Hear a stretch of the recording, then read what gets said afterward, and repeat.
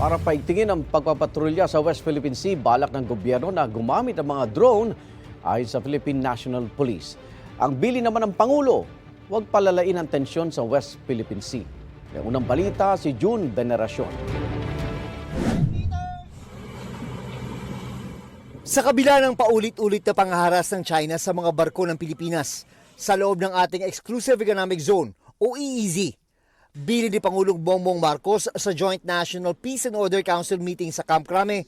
Ang sabi ng ating presidente is we should refrain from provocative stance doon po sa West Philippine Sea so as not to escalate po yung tension sa West Philippine Sea. Plano rin daw ng gobyerno na bumili ng mga unmanned aerial vehicle na gagamitin sa West Philippine Sea. Yung drone nang gagamitin natin para kasi napakamahal po talaga ng gasolina ang gagamitin natin gamit yung mga water assets natin para magbantay. Magastos man at limitado ang kakayahan.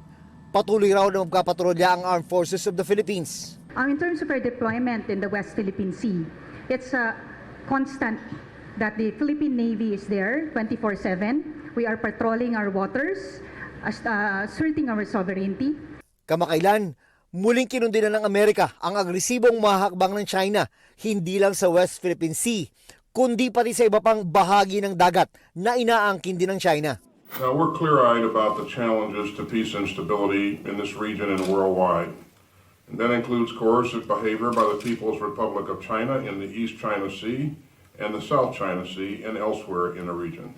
Pero sa ika-13 Manila Forum for Philippine-China Relations, sabi ni Chinese Ambassador Wang Zilian, mapayapa at hindi mananakop ang China. Since the founding of the People's Republic of China, we have never provoked a war, started a proxy war, or occupied 1 inch of others' land. Wala raw karapatan ng ibang bansa na paratangan silang banta sa seguridad. When we are baselessly accused of being a security threat by former colonialists and aggressors, we can stand the test of the history and soberly aware of the reasons behind. Walang binanggit ang Chinese ambassador kung sino ang kanyang pinatatamaan, pero kilalang dating sinakop ng Espanya, Amerika at Japan ang Pilipinas. Mga bansang nananawagan na sundin ng China ang rule of law. Inanyayahan din ni Wang ang mga Pilipino na bumisita sa kanilang bansa para mas lalo raw itong maintindihan. China and the Philippines have maritime differences, but China has always insisted on managing and addressing the differences through dialogue and consultation. Wala pang pahayag ang AFP at PCG tungkol sa mga sinabi ng Chinese ambassador. Ito ang unang balita. June Veneracion para sa GMA Integrated News.